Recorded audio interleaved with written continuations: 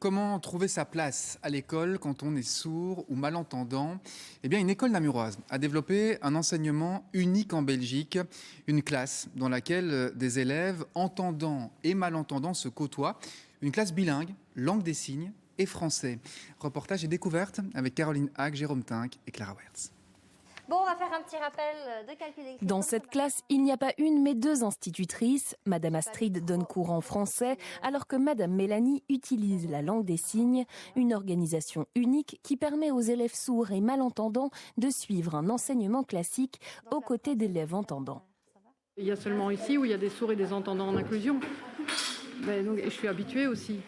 Et l'inclusion, il n'y a pas comme ici, en fait, il y a des groupes, où soit il y a seulement des entendants, soit il y a seulement des sourds. Donc c'est plus agréable d'être ici en vrai. Parfois, s'il y a un entendant qui me pose une question, soit je parle, soit je signe.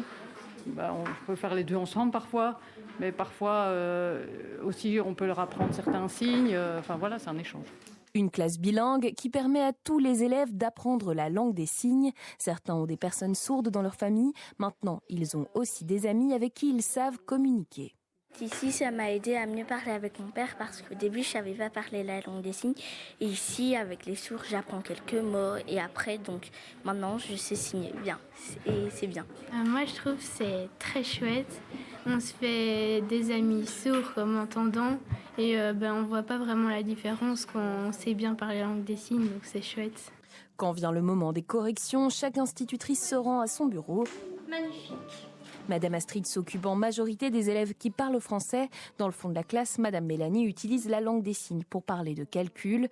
Tous ces cours, les institutrices les imaginent à deux. Elles se concertent pendant des heures. Je trouve qu'on apprend toujours des uns des autres. Et alors, c'est bien de réfléchir dans son coin. Mais là, le fait qu'on soit à deux tout le temps, à préparer les cours qui se donnent en inclusion quand les enfants sourds et entendants sont là, mais en fait, il y a beaucoup plus de remise en question d'un point de vue pédagogique, des innovations. Il y a parfois une qui a une idée ou c'est l'autre.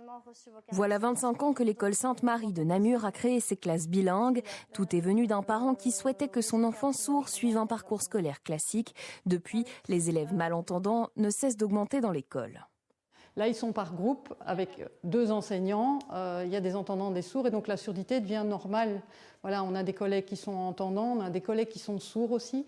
Donc ça, c'est vraiment important aussi pour eux de pouvoir se dire, ok, plus tard, je peux être instit, je peux être prof, et puis ils voient d'autres parents, d'autres enfants dans l'école.